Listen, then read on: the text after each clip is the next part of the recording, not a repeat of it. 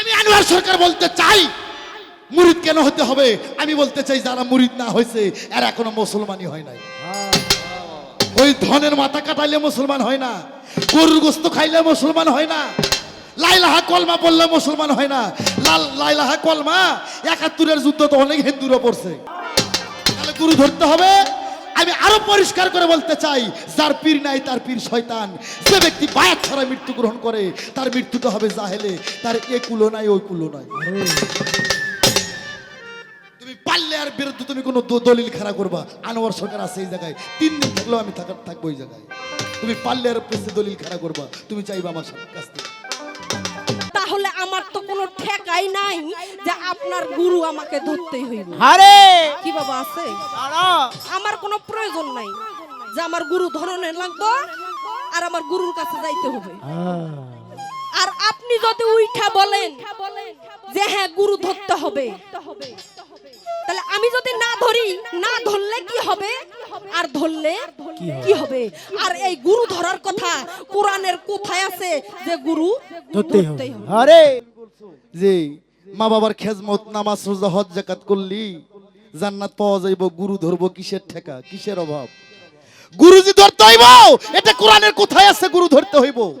আর গুরু শব্দের অর্থ কি নাকি বাবা? কয় গুরু শব্দের অর্থ কি? গুরু কেন ধরতে হবে, কিসের ঠেকা আমার? আমি তোমাকে কিছু কথা বলবো, গুরু শিষ্য তো পাল্লা হয় না।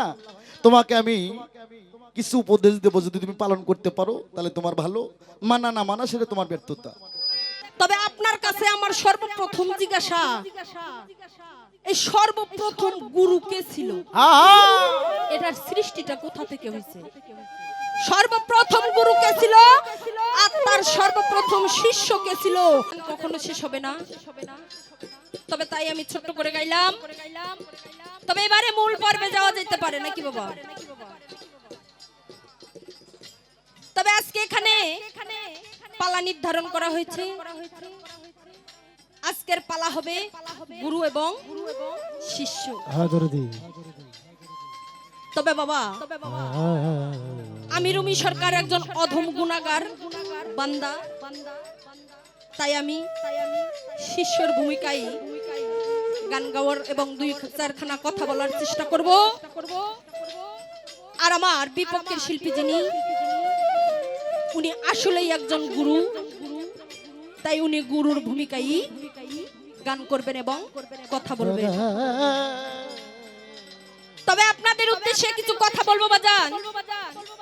আমার মতো যারা অজানা এবং অধম গুনাহগার শিষ্য যারা আছেন,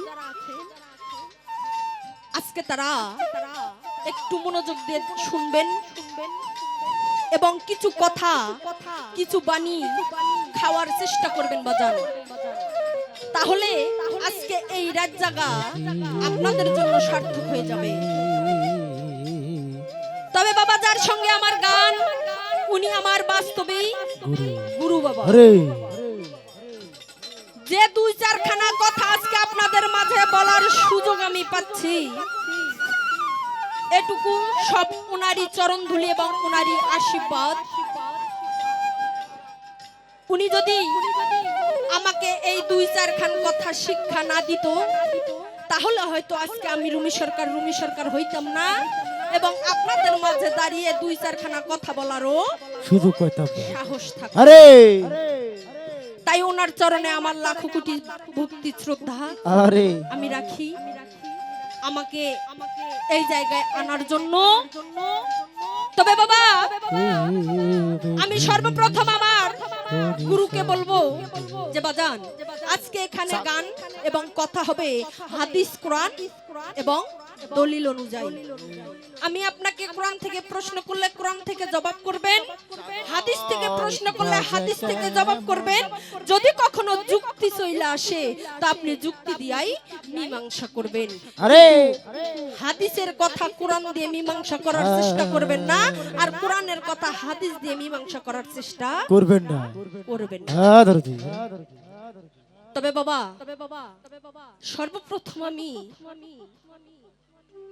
আপনাদের কাছে তো ক্ষমা চেয়ে নিচ্ছি বাবা, তবে যাই হোক, এই পবিত্র কোরআন শরীফ 6666 আয়াত 7 মুন্দুল 14 সিজদা 3,16,19টি হরফ 130 ফরজ 6টা রুকু আর 114 সূরা কোরআন শরীফের মধ্যে আছে। তবে বাবা আজকের পালাটা যেমন গুরু শিষ্য, তবে আমার বাজান রে যদি আমি কখনো বলি যে বাজান আজকে আপনার অনুষ্ঠান নাই, বাসায় বই আছেন, আমার 2-4 খান কথা দেন, আমি একটু কিছু শিখি। আমার দয়ালে আমারে কয় রুমি রে আরো একটু বড় হও, এখন তোমার এত কিছু দান যাইব না, আর এখন আমার অত সময় নাই, পরে দিমুহিনী। এই কথা কইয়া আমারে এড়িয়ে চলে বাবা। তবে আজকে আমার একটা মুখ্যম সময় আইছে, আজকে যদি আমার দয়ালের কাছ থেকে কিছু নিয়ে রাখতে পারি তাহলে আমার জন্যই ভালো, আর যদি না পারি তাহলে আমার ব্যর্থতা পাবো। তাই আজকে তো আর আমার দয়ালের কাছে যদি আমি কিছু চাই, আমার দয়াল কি আজকে এড়াইতে পারবো? পারবো না। আমার কাছ থেকে এড়িয়ে গেলেও এই শ্রোতা দর্শক যারা আছে, আমার সামনে যারা সাধুগুরু বৈষ্ণবরা আছে, এরা কি ছাড় দেবে বাবা? কখনো দেবে না। ভাই এই সাউন্ডে আর সারা রাত হাত দেবেন না, প্রয়োজনে টয়লেটে ঢাইকে রেখে বসে ঘুম পারেন। আপনাকে বকশিস দেওয়া হবে আজকে। তবে যাই হোক, আমি সর্বপ্রথম আমার দয়াল রে আমি বলতে চাই যে বাজান এই যে পাট্টা বাইসে বাইসে গুরু নেছেন, আজকে এখানে বোঝা যাইব যে আপনি একজন আসলে অরিজিনাল গুরু, নেমনি ভেটকিওয়ালা গুরু। এইভাবে বোঝা যাইব না? তবে আমি আপনাকে বলতে চাই, পৃথিবীতে তো অনেক গুরুই দেখা যায়, কারো শরীরের মধ্যে কিন্তু নাম লেখা নাই যে এই অরিজিনাল গুরু আছে, নাই। অনেক গুরুই দেখা যায় আর অনেক শিষ্যই দেখা যায়। তবে আপনার কাছে আমার সর্বপ্রথম জিজ্ঞাসা, এই সর্বপ্রথম গুরু কে ছিল? এটার সৃষ্টিটা কোথা থেকে হয়েছে? সর্বপ্রথম গুরু কে ছিল? আত্মার সর্বপ্রথম শিষ্য কে ছিল? আর সেই গুরুর মুখ থেকে সর্বপ্রথম কোন বাক্য ফলছিল যা এখনকার গুরুরা তা বলে কি না? তার কারণ বাবা কবি বলেছে, সাদা কাপড় পরলেই মনটা সাদা হয় না, চকচক করিলেই সোনা তারে কয় না, এক তারাটা হাতে নিলেই বাউল হওয়া যায় না, আগে মনটা বাউল করে নেয়া। আমার মনের ভিতর যদি কালি থাকে বাজান, আমি যতই উপরে সাদা কাপড় পরি, ওই সাদা কাপড় দিয়ে মনের কালি জীবনও ঢাকবে না। তাই আগে আমার মনটা ফ্রেশ করতে হইব, আমার উপরে যা আছে তাই সমস্যা নাই। সেই দিক থেকে আপনার কাছে এই প্রশ্ন। আর এই গুরু পবিত্র কোরআন শরীফে আল্লাহ পাক পাক জবানে বলেছে, 5 ওয়াক্ত নামাজ, হজ, যাকাত, কালিমা এবং মাতা পিতার খেদমত করলেই আমরা জান্নাতে যাইতে পারি। তাহলে এই জায়গায় আমার কথা, আমরা মুমিন যারা, মুসলমান যারা, তারা সকলকে আমরা সকলেই কিন্তু কোরআনকে বিশ্বাস করি বাবা, বিশ্বাস করি না? আর এই 5 ওয়াক্ত নামাজ, হজ, যাকাত, কালিমা, মাতা পিতার খেদমত এসব তো আমরা অক্ষরে অক্ষরে পালন করার চেষ্টা করি কি বাবা, মানি তো। কিন্তু এই কয়েকটা জিনিস যদি আমি নির্দ্বিধায় পালন করতে পারি, তাহলেই আমি আল্লাহ রাসূলকে পাবো এবং আমি জান্নাতে যাইতে পারি।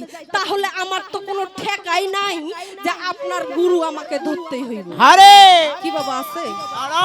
আমার কোনো প্রয়োজন নাই যে আমার গুরু ধরনের লাগবে আর আমার গুরুর কাছে যাইতে হবে। আর আপনি যদি উইঠা বলেন যে হ্যাঁ গুরু ধরতে হবে, তাহলে আমি যদি না ধরি, না ধরলে কি হবে, আর ধরলে কি হবে?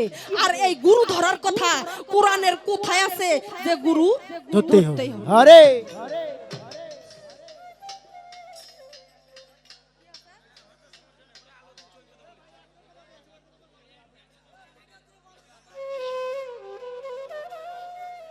তো আশা করি আপনি বুঝছেন কোরআনের কোথায় আছে যে গুরু ধরতেই হবে? আর আমি যদি না ধরি তাহলে কি হবে? আর ধরলে কি হবে? না ধরলে কি হবে? আরে ধরবি আর কোরআনের কোন জায়গায় আছে গুরু আমাকে ধরতে হবে? বাবা এরকম হলে তো কথা বলা যাবে না।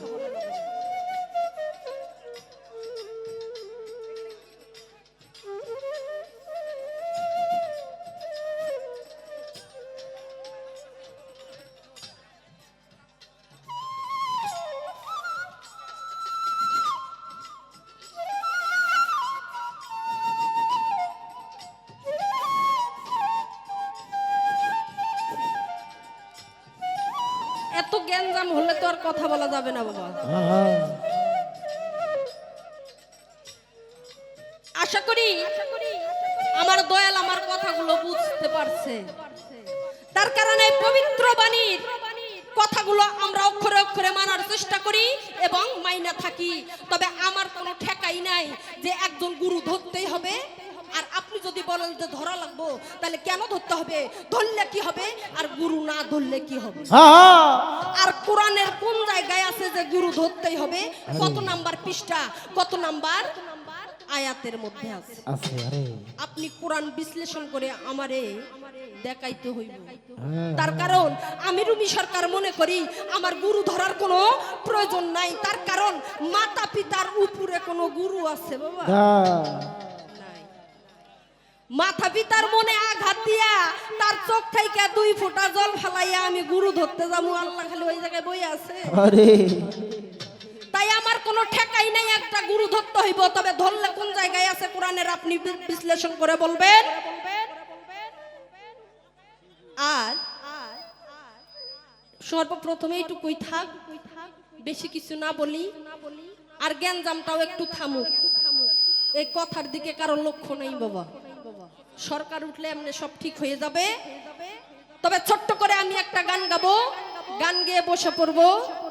দেখি উনি জবাব কইরা কোন দিকে যাওয়ার চেষ্টা করে, আমি সেই দিকে যাওয়ার চেষ্টা করি।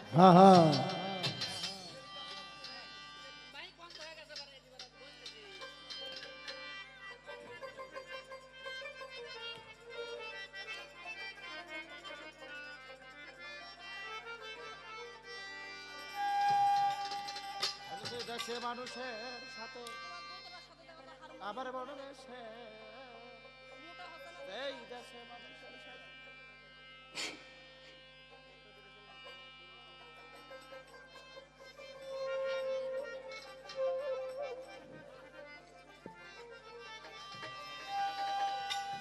আইতে একদিন যাইতে একদিন, ওরে বাবা দিন থাকা খাওয়া আউলিয়া। আরে তুমি আমি এক মুসাফির এই 2.5 দিনের দুনিয়া। বাদান রে, এই দুনিয়ায় আইসা সবকিছুরে তাবেদারি করি, এইটা আমার ওইটা আমার, কিন্তু আমার বলতে কিছুই নাই রে বাবা। এইটা 2 দিনের এক দুনিয়া, সেই দিকে লক্ষ্য কইরা আমার একটা গান। আইতে একদিন যাইতে একদিন, আইতে একদিন যাইতে একদিন, আধা দিন থাকা খাওয়ায় তুমি আমি এক মুসাফির 2.5 দিনের দুনিয়ায়। তুমি আমি এক মুসাফির 2.5 দিনের দুনিয়ায়।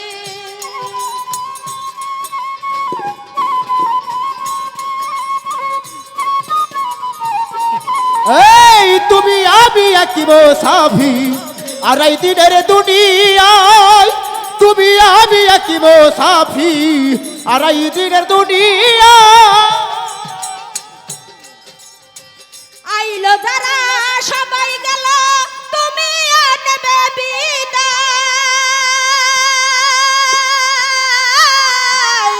আইলো যারা সবাই গেল, তুমি আনবে বিদায়।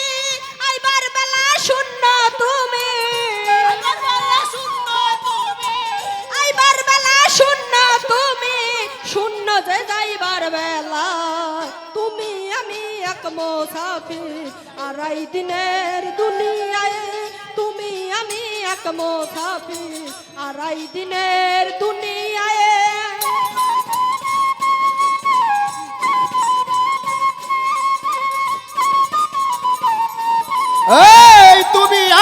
কি মুসাফির আর এই দিনের দুনিয়ায় তুমি আমি কি মুসাফির আর এই দিনের দুনিয়া কুতুব কান্দে দ্বিধা দ্বন্দ্বে নিদারুণ ভবজালা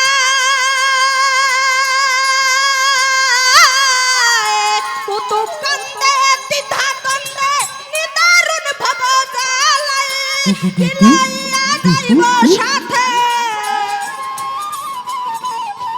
কিলাইয়া যাইব সাথে মোর তাসিসে চিন্তায় তুমি আমি এক মুসাফির আর এই দিনের দুনিয়ায় তুমি আমি এক মুসাফির আর এই দিনের দুনিয়ায় আইতে একদিন যাইতে একদিন আইতে একদিন যাইতে একদিন আধা দিন থাকা খাওয়া তুমি আমি এক মুসাফির আর এই দিনের দুনিয়ায় তুমি আমি এক মুসাফির আর এই দিনের দুনিয়ায় তুমি আমি এক মুসাফির এই আর এই দিনের দুনিয়া আলুরি আলুরি আউযু বিল্লাহি মিনাশ শাইতানির রাজিম বিসমিল্লাহির রহমানির রহিম।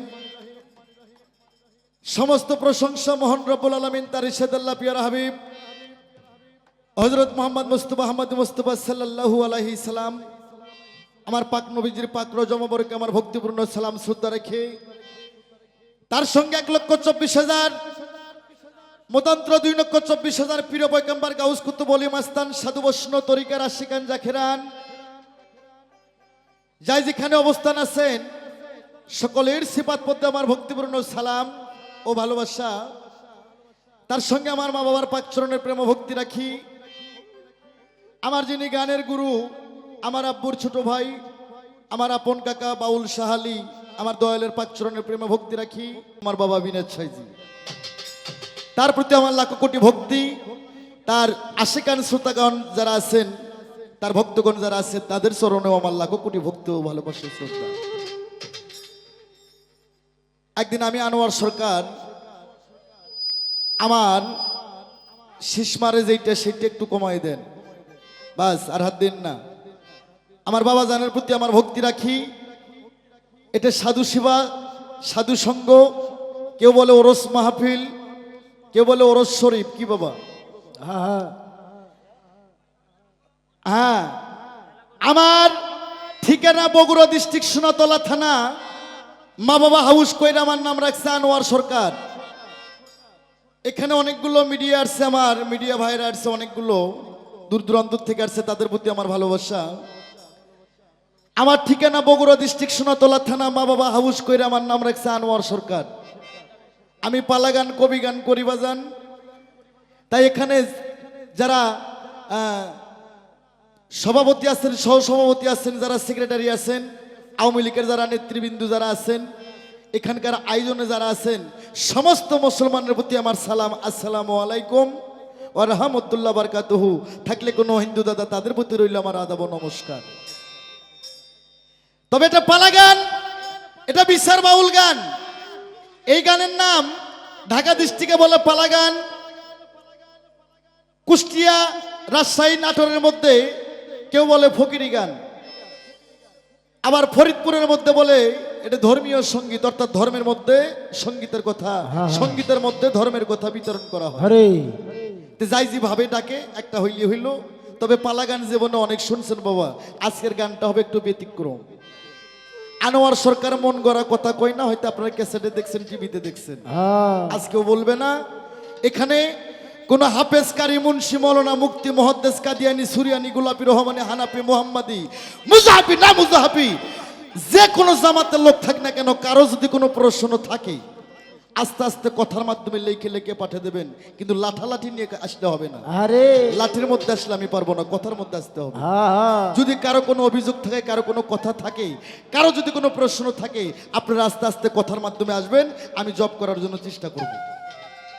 কিন্তু আমি কালকে চলে গেলে আপনারা জানি মনে মনে কেউ ভাইবেন না যে বিনা সাইজির দরবারে আনোয়ার সরকার কি গায়ে গেল, আরে। এটা কেউ কালকে কইলে আরে আমি কা পুরুষ কইমো, পুরুষ কইমো না। হ্যাঁ যদি কারো কোনো অভিযোগ থাকে, কোনো সন্দেহ থাকে, আজকে আপনারা এই জিনিসটা ফয়সালা হয়ে যাবেন। বাস সে কথা গেল। তবে আজকের পালা গুরু আর শিষ্য। আমার যিনি শিষ্য গাইবান্ধা সদর, আমারই সুযোগ্য ছাত্রী জনাব রুমি সরকার, সে গাবে শিষ্য, আর আমি অধম আনোয়ার সরকার। আমি তো আজকে আমার বিনা সাইজির কাছে আমি তো একজন শিষ্যর যোগ্যতাও না বাবা, তবু আমাকে আজকে গুরুর ভাগে ফেলাইছে। তবে আমারে বলছে আপনি কি অভিনয়ের গুরু না অরিজিনালি গুরু?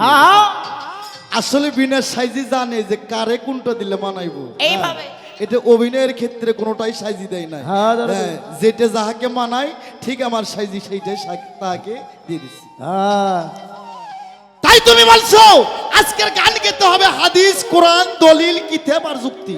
আরে এটা বলে নাই বাবা? হ্যাঁ হ্যাঁ বলছে। আরে কিন্তু শোনো, তুমি সর্বপ্রথম একটা কথা বললা কোরআন নেই, যে আল্লাহর পবিত্র কোরআন 6666 আয়াত, 7 মঞ্জিল 14 সিজদা, 3,16,19 হরফ, 130 ফরজ, 6টা রুকু। হ্যাঁ এইটা তোমার একটা মিথ্যা কথা। আরে কোরআন আগে তো মসজিদ থেকে নিয়ে আসা লাগতো, মাদ্রাসা থেকে নিয়ে আসা লাগতো। এখন মসজিদ মাদ্রাসায় যাওয়া লাগে না। আপনারা গুগলে সার্চ দেন, রুমি সরকার বলছে 6666 আয়াত, এটা পাক্কা মিথ্যা কথা। 6666 আয়াত কোরআনের কোথাও না। আমরা কোরআনের কোথাও 6666 আয়াত নাই। কোরআনে আয়াত আছে 6325 আয়াত, আবার অন্যান্য কোরআনে দেখা যায় 6326 আয়াত। হ্যাঁ আচ্ছা গেল, এই যে তুমি বলছো কোরআন শরীফে আছে নামাজ পড়ো, রোজা করো, হজ করো, যাকাত করো, মাতা পিতার খেদমত করো, তাহলে জান্নাত পাওয়া যাইব, কিন্তু গুরু ধরবো ঠেকাটা কিসে?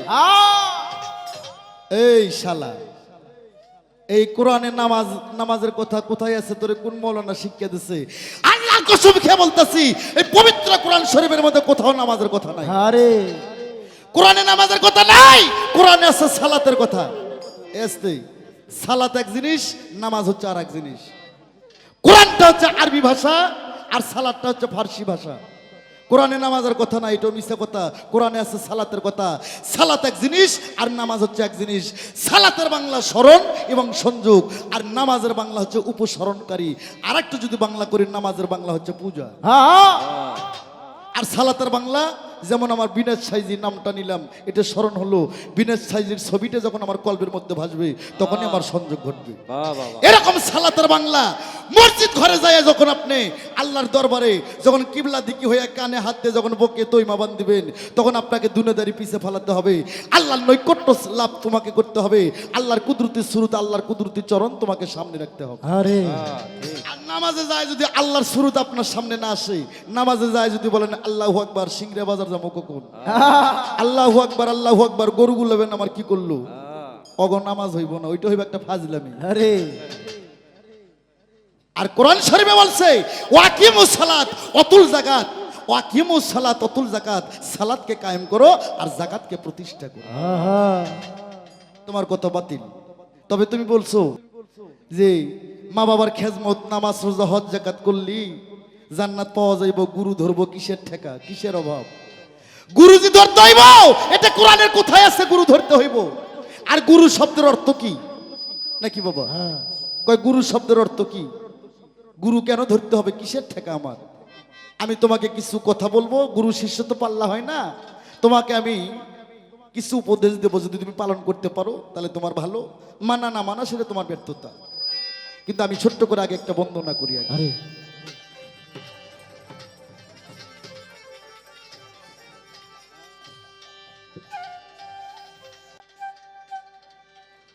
ওরে গানে গানে ডাকি আল্লাহ তোমারে আমি, আউলিয়া ওরে সুরে সুরে ডাকি আল্লাহ তোমারে, হ্যাঁ কবুল করো তোমার দাসেরে। সারা বাংলাদেশ এখন চলছে বাবা, গান হারাম, বাজনা হারাম, এইটা হারাম, সেইটা হারাম। ঠিক আছে বাবা, আমি হারাম এটা আমি অস্বীকার করব না। তবে কোন গান হারাম? ওই যে এক জাতি গান আছে, যুবক ছেলে পেলে ভালো বুঝবো, ওই যে গান বাজায় এঙ্গুন মেঙ্গুন আই মেরি টেলিফোন। আরে মাইয়া পুরুষ শর্ট কাপড় পইরাই গান করে, যে গান শুইনা বেটা গো মাইয়া গো কত মনে হয়, আর যে গান শুইনা বেটি গো বেটা গো কত মনে হয়, ওই গানটা শোনা হারাম, ওই গানটা দেখাও হারাম। যারা করায় এই গান তারাও হারাম, যে জায়গার মাটি তো এই জায়গার মাটিও হারাম। না তো যে গানের মধ্যে আল্লাহ রাসূলের কথা হবে, পীর মুর্শিদের কথা হবে, আহলে বায়াত পাক পাঞ্জাতনের কথা হবে, এই গান হারাম করবে এই মৌলবি কেটা? আরে একটা নারীকে যদি বিয়ে না কইরা কিছু করেন সেটা কি হবে বাবা? জিনা হবে। আর যদি কুল কলমা বইরা সারা রাত সারা দিন কিছু করেন ওইটা ফরজ হইব। তে গানটার বিষয়টা এটাই। গানে গানে ডাকি আল্লাহ তোমারে, আমি সুরে সুরে ডাকি মাওলা তোমারে, কবুল করো তোমার দাসেরে, কবুল করো তোমার দাসেরে। কানে কানে ডাকি মাওলা তোমারে, আমি সুরে সুরে ডাকি মাওলা তোমারে, কবুল করো তোমার দাসেরে আল্লাহ, কবুল করো তোমার দাসেরে। ওরে আদম রে করছিলা দয়া, হইছেল গুনাহগার।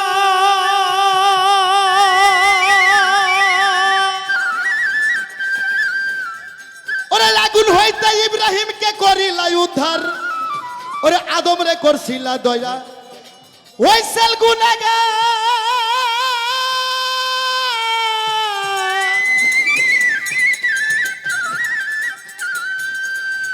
ওরে আগুন হইতে ইব্রাহিমকে করিলাই উদ্ধার, বেহেশতের বাগান করলাই আগুনে রে বেহেশতের বাগান করলাই আগুন রে মাওলা, বেহেশতের বাগান করলাই আগুনে রে, কবুল করো তোমার দাসেরে, সুরে সুরে ডাকি দয়াল তোমারে। গানে গানে ডাকি মাওলা তোমারে, আরে গানে গানে ডাকি আল্লাহ তোমারে, কবুল করো তোমার দাসেরে। সুরে সুরে ডাকি মাওলা তোমারে, আমি গানে গানে ডাকি আল্লাহ তোমারে, কবুল করো তোমার দাসেরে মাওলা, কবুল করো তোমার বান্দারে। আল্লাহ বলছিল ছোট বাজা, এই ইব্রাহিম তুমি পৃথিবীতে সব সময় শান্তিতে কোন সময় ছিলা? এর একটু রিভাব কমান, একটু রিভাব কমান, একটু কমান রিভাব। ইব্রাহিম কয় মাবুদ গো, এই পৃথিবীতে আমি সবচেয়ে বেশি শান্তিতে ছিলাম যে 40 দিন নমরুদ আমাকে আগুনের কুণ্ডুমের মধ্যে পড়ছে, এই 40 দিন আমি বেশি শান্তিতে ছিলাম। তুমি আদমরে করছিলা ক্ষমা, হইছেল গুনাহগার।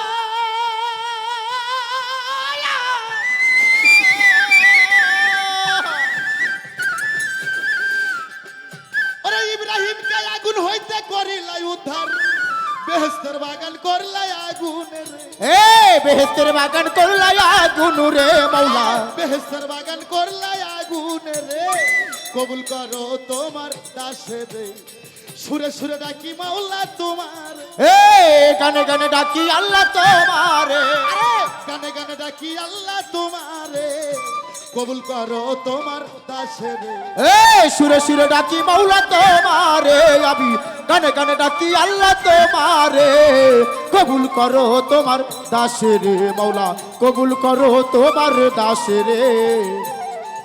তুমি ইনসরে করছিলা ক্ষমা, হইছেল গুনাহগার।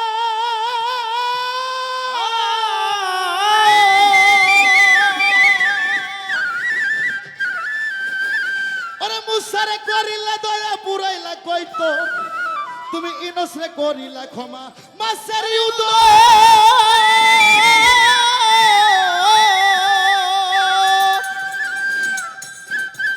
আরে মুসারে করিলা ক্ষমা পুরাইলা কইতোর, কিরা হতে আয়বের বাসাইলা রে, কিরা হতে আয়বের বাসাইলা রে মাওলা, কিরা হতে আয়বের বাসাইলা রে, কবুল করো তোমার দাসেরে, সুরে সুরে ডাকি আল্লাহ তোমারে। গানে গানে ডাকি আল্লাহ তোমারে, আমি সুরে সুরে ডাকি মাওলা তোমারে, কবুল করো তোমার বান্দারে মাওলা, কবুল করো তোমার দাসেরে। ওরে আমি তোমার পাপী বান্দা, তাই তো মনে ডো।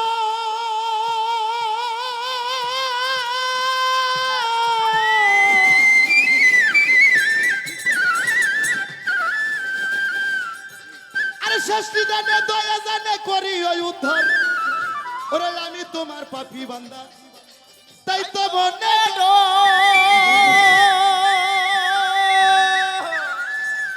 আর শেষ নিদানে দয়া জানে করি ওই উত্তরে ডলে ডুবে মরবে আবুল সরকার বালু সরে ডুবে মরবে আবুল সরকার বালুর চরে মাওলা ডুবে মরবে আবুল সরকার বালু সরে কবুল করো তোমার দাসের সুরে সুরে ডাকি আল্লাহ তোমার গানে গানে ডাকি প্রভু তোমারে গানে গানে ডাকি মাওলা তোমারে কবুল করো তোমার দাসের কবুল করো তোমার দাসের সুরে সুরে ডাকি মাওলা তোমারে গানে গানে ডাকি মাওলা তোমারে আরে গানে গানে ডাকি মাওলা তোমারে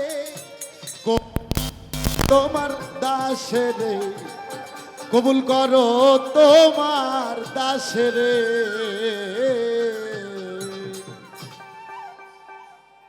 যাক বাবা আমি ছোট্ট বিয়ের বউ যদি মইরা যায় নিকের বউ দিয়ে ঘর করতে হয় বাবা যত বড় শিল্পী হোক আমার গুরু রশি সরকার আইলেও কাজ হবে না যদি সাউন্ড সিস্টেম ভালো না থাকে আপনারা ক্ষমা করে নেবেন আর বলা যাবে না জামির বেশি টিপলে তিতে লাগে বাবা আমার দেশে জামির বলে আপনাদের দেশে কি বলে লেবু বলে হ্যাঁ লেবু বেশি টিপলে তিতে লাগবে তবে আমার কাছে কয় দয়াল গো পৃথিবীতে প্রথম গুরু কে ছিল গুরু শব্দের অর্থ কি আর গুরুজি ধরতে হবে কিসের থেকে আমার কিসের প্রয়োজন গুরুর কাছে কি বা আছে আর গুরুজি ধরতে হবে এটা কোরআনের কোথায় আছে সুন্দর তো বাবা তুমি এখন পঙ্খানে কোরআন শোনো এটা বোবা কলেন ক্যারেক্টার চিকন করে বাড়িয়ে দেন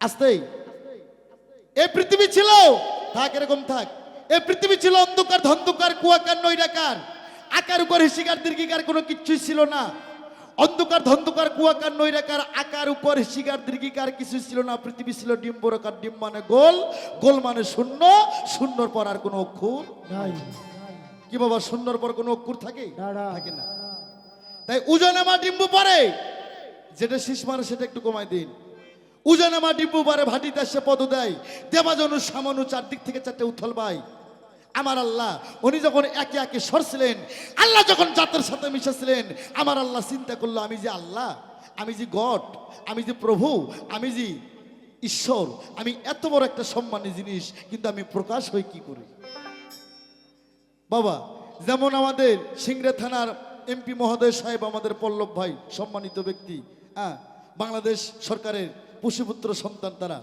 তাহলে এত বড় একজন সম্মানী মানুষ যদি সিংড়া থানায় যদি ভোটার না থাকে তার কোনো মূল্য থাকবে বাবা এরকম আল্লাহ চিন্তা করলো আমি যে প্রভু আমি যে ঈশ্বর আমি যে দয়াময় আমি যে কি আমার তো কোনো সৃষ্টি নেই আমি নিজেই স্রষ্টা আমার তো কোনো সৃষ্টি নেই আরে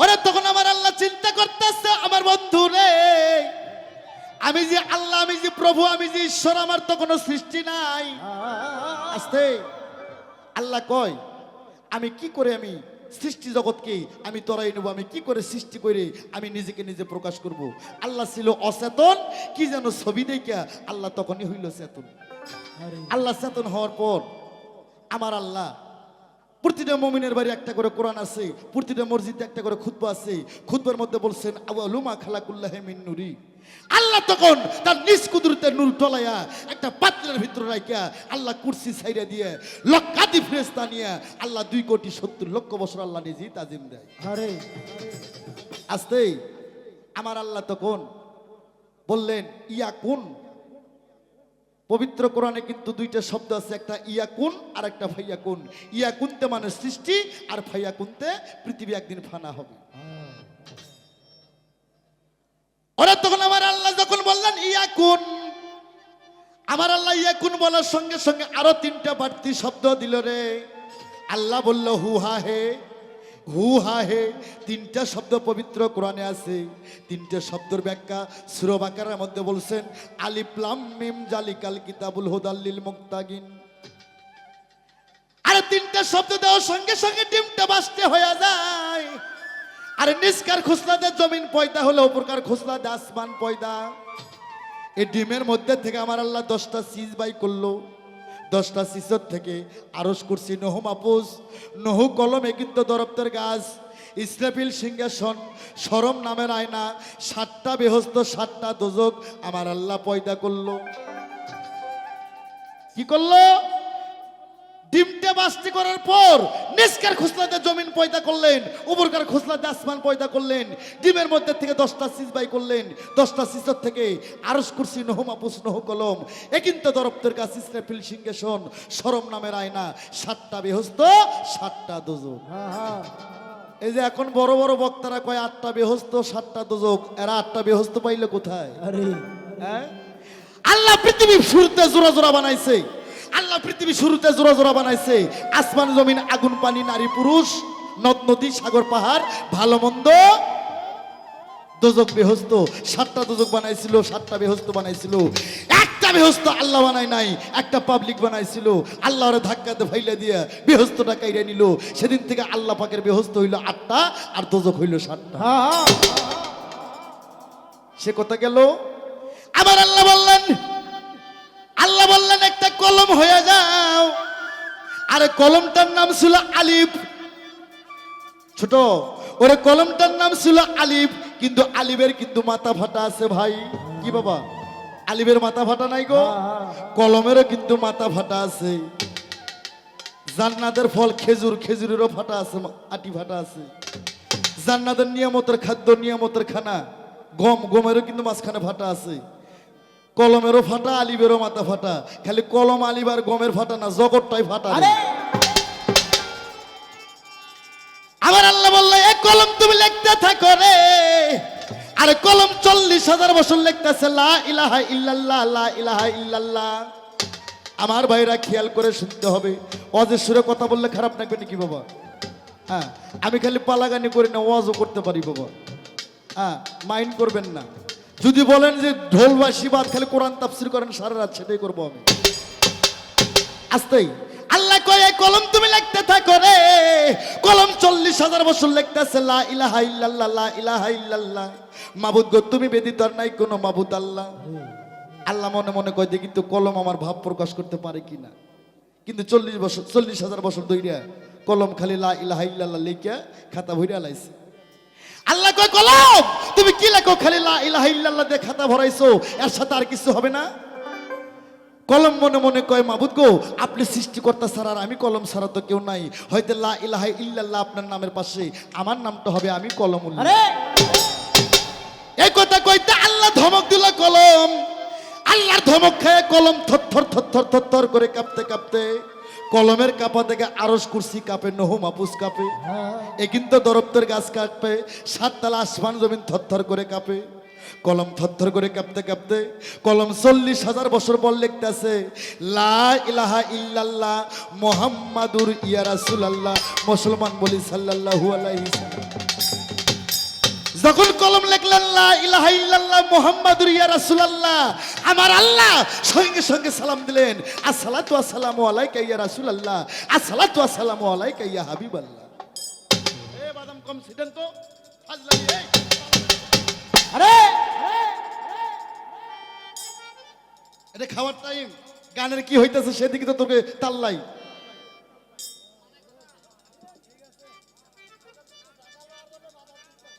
আস্তে যখন কলম লিখলেন লা ইলাহা ইল্লাল্লাহ মুহাম্মাদুর ইয়া রাসূলুল্লাহ, সঙ্গে সঙ্গে আবার আল্লাহ বললেন আসসালাতু আসসালামু আলাইকা ইয়া রাসূলুল্লাহ, আসসালাতু আসসালামু আলাইকা ইয়া হাবিবাল্লাহ। এই তুমি কইছো প্রথম গুরুকে, প্রথম গুরু আমার আল্লাহ, তার প্রথম শিষ্য আমার নবী। তুমি বলছো গুরুর মুখ থেকে কি বাক্য ফলবে আর শিষ্যের মুখ থেকে কি বাক্য ফলবে। এখনকার গুরুরা বলে কি বলে না? তুমি শোনো, প্রথম গুরু ছিল আল্লাহ, তার শিষ্য ছিল আমার নবী। তার শিষ্য বলবে লা ইলাহা ইল্লাল্লাহ আর গুরু নিজে বলবে মুহাম্মাদুর ইয়া রাসূলুল্লাহ। আল্লাহর নাম লিখতে গেলে 12 অক্ষর লাগে, আমার নবীর নাম লিখতে গেলে 12 অক্ষর লাগে। আল্লাহর নাম 12 অক্ষরের মধ্যে কোনো নোক্তা নাই, কোনো ভেজাল নাই। আমার নবীর নাম 12 অক্ষরের মধ্যে কোনো নোক্তা নাই, কোনো ভেজাল নাই। আল্লাহ নিজেও ভেজাল মুক্ত, নবী নিজেও ভেজাল মুক্ত। এই পৃথিবীতে যারা গুরু ধরছে তারাও ভেজাল মুক্ত, যারা গুরু তারাও ভেজাল মুক্ত। আস্তে তাই বলছে গুরু শব্দের অর্থ কি? গহিসুগারের গু, রহিসুগারের রু, গুরু। গো শব্দের অর্থ অন্ধকার, রু শব্দের অর্থ আলো। একটা গুরুর কর্ম একটা কানা ভক্তকে অন্ধকার জগৎ থেকে কান ধরিয়ে টাইনে তাকে আলোর জগতে নিয়ে আসা, এটাই গুরু ধর্ম। গহিসুগারের গু, রহিসুগারের রু, গুরু। গো শব্দের অর্থ অন্ধকার, রু শব্দের অর্থ আলো। তাই গুরুর ধর্ম একটা শিশুকে অন্ধকার জগৎ থেকে তাকে আলোর জগতে নিয়ে আসা, এটাই গুরুর ধর্ম। তুমি বলছো যে গুরু ধরতে হবে, কোরআনের কোথায় আছে? তুমি কোরআন শোনো। আমার ভাইরা রে, আমার নবী যখন বিদায় হজে ভাষণ দিল রে, ওরে ভাষণটার নাম বলা হয়েছে ইসলামের জাহান। ইসলামের জাহান গাদিরে ঘুমে যে ভাষণটা দিল। এই ছোট, আমার নবী সনক্য সাবির মধ্যে বলছিল, এরকম সনক্য সাবির মধ্যে আমার নবী বলছিল, বাবা আজ থেকে 4 দিন পর আমি পৃথিবী থেকে পর্দা নিয়ে যাব। আচ্ছা বলেন তো, আমার নবী মরছে? তাহলে নবীর মদিনায় রোজা হইল কার? রোজাটা হইল কার? এখানে শরীয়তের লোক থাকার, মারফতের লোক থাকার, তরিকতের লোক থাকাও দেখার সময় আমার নাই। নবী যদি নাই মরে, তাহলে মক্কায় হজ করে আমরা রোজা জিয়ারত করে মদিনায় যায় কার? আর নবী যদি মরে যায়, যারা কয় নবী মরে গেছে, যারা কয় নবী মরে গেছে, ওই শালারা নবীর উম্মতি না। তার কারণ হায়াতুল মুরসালিন নবী, নবী আমার হায়াতে জিন্দা। নবী যদি মরে যায়, সাফায়েতের কান্ডারি নবী কন্ত বাবা, নবী গুনাহগারের কান্ডারি, উম্মতের কান্ডারি। নবী মরে গেলে তোরা বিকেরা, তোর বাপ নবী মরে গেলে তোরাই বকে না। তাই হায়াতুল মুরসালিন নবী, নবী আমার হায়াতে জিন্দা। নবী যদি হায়াতে জিন্দাই থাকে, তাহলে আমরা মক্কায় হজ করে রোজা জিয়ারত করি কার? এটা জানতে গেলে তোমাকে চৈতন্য গুরু ধরতে হইব। আসতেই আমার নবী বললেন, আজ থেকে 4 দিন পর আমি পর্দা নেব। তখন সলক্ষ সাহাবী বলছিল, ইয়া রাসূলুল্লাহ, আপনি পৃথিবী থেকে চলে গেলে আপনার ইসলাম থাকবে না, ধ্বংস হয়ে যাবে। আপনার ইসলাম থাকবে না, ধ্বংস হয়ে যাবে। তখন আমার নবী বলছিল বর্জ্য খণ্ডে, আমার নবী বলছিল, আমি চলে যাইতেছি, তবে আমি পৃথিবীতে 2টা জিনিস রেখে যাচ্ছি। 2টা জিনিস রেখে যাচ্ছি। একটা হচ্ছে আমার কোরআন সুন্নাহ, আর একটা আমার আহলে বায়াত, আহলে বায়াত, আহলে বায়াত।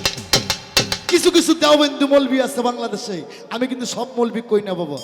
অনেক মৌলবি আছে, দেখেন ভালো করে, বড় বড় ডিগ্রিধারী মৌলবি তারা। এরা কয় কি নবী আব্দুল্লাহ ভাইয়ের ছেলে, কয় না? হ্যাঁ, এরা কয় কি জানেন? কয় লাইলাহা কলমা একবারে কন যাইব না। লাইলাহা কয়া 5 মিনিট থামার পর মোহাম্মদ রাসূলুল্লাহ কইতে হইব।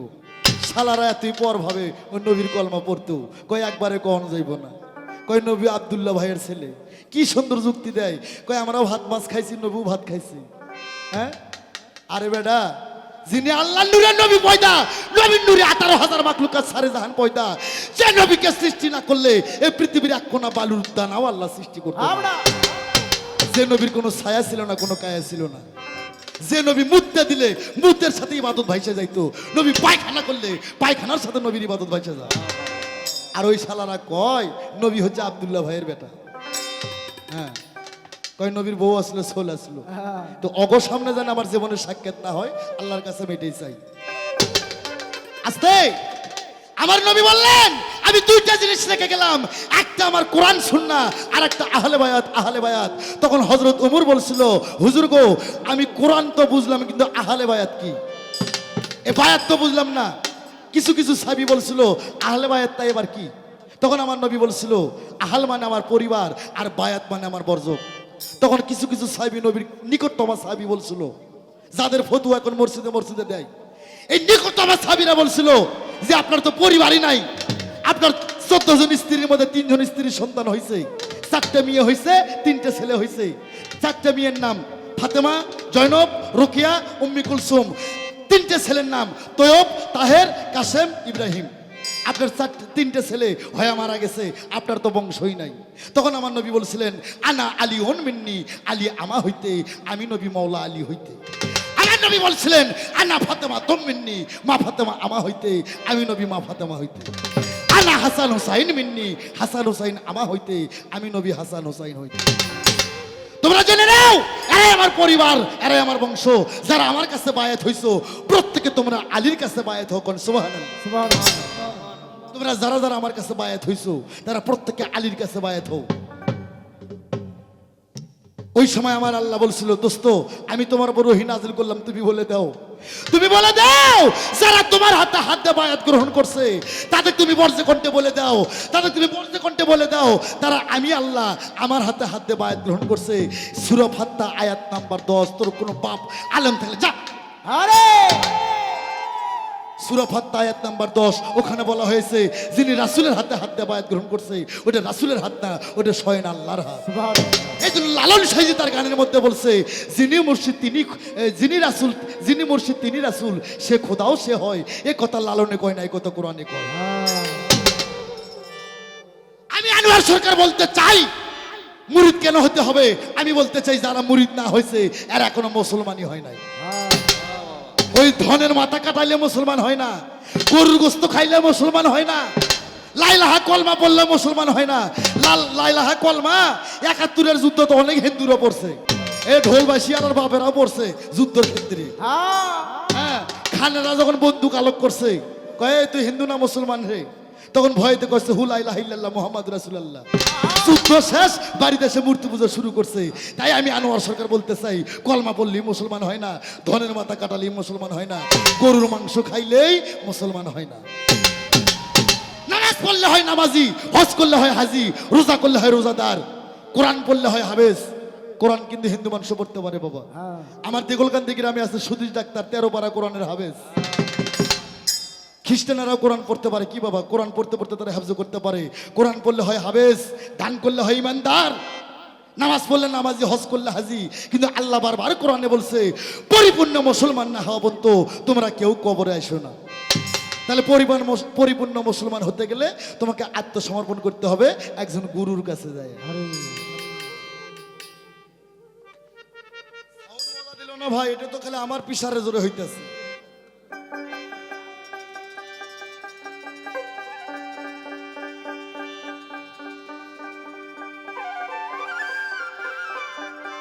তাহলে তোমাকে পরিপূর্ণ মুসলমান হতে গেলে, পরিপূর্ণ মুসলমান হতে গেলে একজন কামেল মুর্শিদের কাছে যায়, আমার বিনের সাইজির কাছে যায়।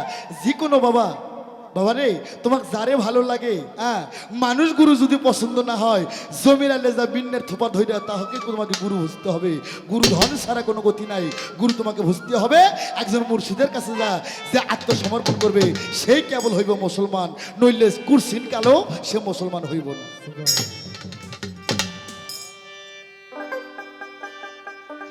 তোমার কথা গেল, আর কোনো কথা বলছেন কি বাবা? হ্যাঁ, বলে নাই। তাহলে বাবা শিষ্য, তুমি চাইবা, তুমি একটা চাইবা, আমি কথা দিলাম আমি তোমার 50টা দেবো। তুমি শিষ্য, তুমি এমন জায়গায় আমার খোসা লাগাইবা, আমি এমনি তোমার মাল দিয়ে দেবো। তুমি না চাইলে আমি মাল দেবো কই থেকে বাবা? তুমি চাওয়ার মতন তোমাকে চাইতে হইব। তুমি যা চাইবা, এই সিংড়া থানার মানুষ পালাগানে জীবনে যা না শুনছে আজকে তাই শোনানোর চেষ্টা করবো। ওই হালকা পাল্লা আমার সাথে করবো। তাহলে গুরু ধরতে হবে। আমি আরো পরিষ্কার করে বলতে চাই, যার পীর নাই তার পীর শয়তান। যে ব্যক্তি বায়াত ছাড়া মৃত্যু গ্রহণ করে তার মৃত্যুটা হবে জাহেলে, তার এ কুলো নাই ওই কুলো নাই। তুমি পারলে আর বিরুদ্ধে তুমি কোনো দলিল খাড়া করবা, আনোয়ার সরকার আছে এই জায়গায়, 3 দিন থাকলেও আমি থাকবো ওই জায়গায়। তুমি পারলে আর পেছনে দলিল খাড়া করবা, তুমি চাইবা আমার কাছ থেকে। আমি একটা গান গাই, গাওয়ার পর তবে শিষ্য, তুমি যে আমার শিষ্য, তুমি আজকে আমার ক্লাসে ভর্তি হতে আইলা। ছেলে মেয়ে যখন আমরা স্কুলে ভর্তি করতে দেই প্রথম, হ্যাঁ, প্রথম যখন আমরা ছেলে মেয়েদের শিশুতে যখন ভর্তি করে দেয় তখন তোর নাম ঠিকানা শোনে না বাবা? তবে রবি সরকার, তুমি যে আমার ক্লাসে আজকে মুরিদ হতে আইলা, তে বাবা তোমার নাম কি? তুমি কোথায় থেকে আসছো? তোমার বাবার নাম কি? তোমার মার নাম কি? যদি বলো রুমি সরকার, এক থাপ্পড়ে 32 দাঁতের বাড়ি ফেলাই দেবে।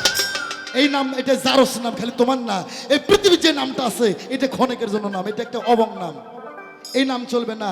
আমার জিজ্ঞাসা, তোমার নাম কি? তোমার বাবার নাম কি? তোমার মার নাম কি? তোমার বাড়ি কোথায়? তুমি কি খেয়ে আমার কাছে মুরিদ হইতে আসছো, আমার ক্লাসে ভর্তি হতে আসছো?